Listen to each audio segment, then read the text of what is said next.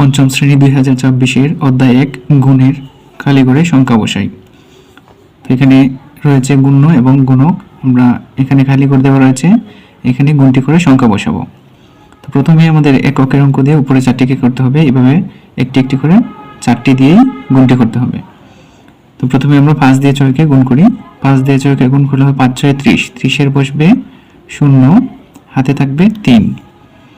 আর 5 দিয়ে 4কে গুণ করব, 4 5 20 আর হাতের 3 হবে 23, 23-এর হবে 3, হাতে থাকবে 2।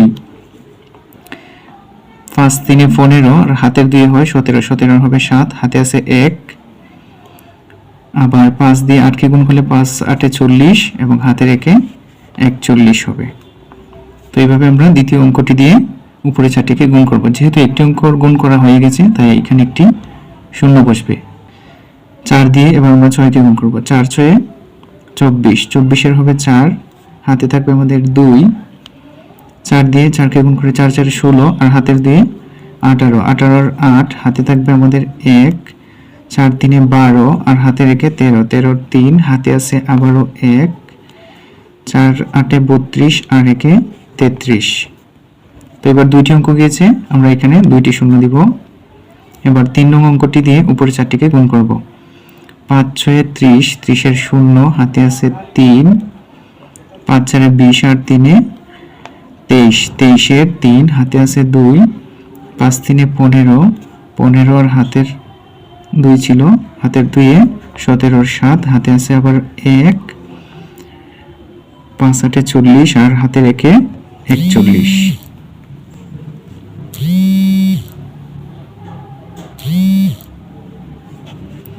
তো এবার যেহেতু 3টি অঙ্ক গিয়েছে এখানে আমরা 3টি শূন্য বসাবো, 1 2 3টি শূন্য। এবার 1 দিয়ে উপরে 4টি অঙ্ককে গুণ করব। 1 দিয়ে 6কে গুণ করলে 6 1 6, 1 দিয়ে 4কে গুণ করলে 4 1 4, 1 দিয়ে 3কে গুণ করলে 3 1 3, 1 দিয়ে 8কে গুণ করলে 8 1 8।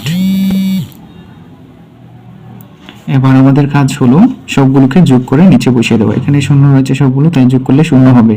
এখানে দুইটি শূন্য এবং 4 আর 3 যোগ করলে হবে 7। এখানে আবার দুইটি শূন্য 8 আর সাথে যোগ করলে হবে 15, 15 হবে 5, হাতে আছে 1। 6 আর হাতে রেখে হবে 7, 7 আর 3 হবে 10, 10 আর 3 হয় 13, 13 আর রেখে হয় 14, 14 হবে 4, আবারও হাতে আমাদের 1।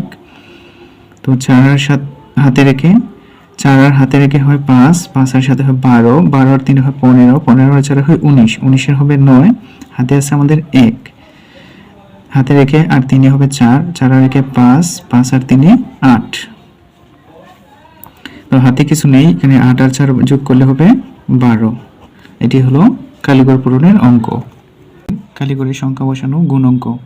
তো এটি আমরা সমাধান করব।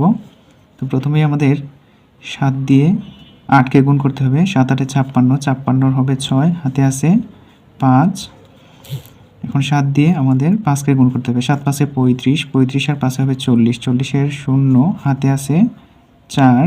এবার 7 দিয়ে 2কে গুণ করব। 7 দিয়ে 14, 14 আর 4 হয় 18, 18-এর 8, হাতে আছে 1। 7 দিয়ে 6কে গুণ করব, 6 7 42 আর হাতে রেখে 43, এখানে হবে 43। তো এবার যেহেতু একটি অঙ্কের কাজ শেষ, এককের কাজ শেষ, আমরা এখানে একটি শূন্য দিব। এখন 9 দিয়ে উপরে 4টিকে গুণ করব। 9 দিয়ে 8কে প্রথমে গুণ করব।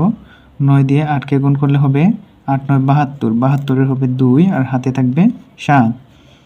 9 দিয়ে 5কে গুণ, 5 9 45, 45 আর হাতের সাথে হবে 52, 52-এর হবে 2, হাতে থাকবে 5। 9 দিয়ে 2কে গুণ করে 9 2 18, 18 আর 5 23, 23-এর হবে 3, হাতে থাকবে 2। এবার 9 দিয়ে 6কে গুণ করব। 6 9 54, 54 আর 2 হবে 56, এখানে হবে 56। এবার যেহেতু দুইটি অঙ্কের কাজ শেষ, আমাদের এখানে দুইটি শূন্য দিতে হবে। এবার শূন্য দিয়ে উপরে 4টিকেই গুণ করব। শূন্য দিয়ে আমরা উপরে 4টিকে গুণ করলে সবগুলোই শূন্য হবে, তাই এখানে বসে দেব সবগুলো শূন্য।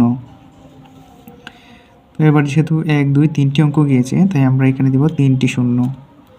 এবার 6 দিয়ে উপরে 4টিকে গুণ করে দিব। 6 8 48-এর হবে 8, হাতে থাকবে 4।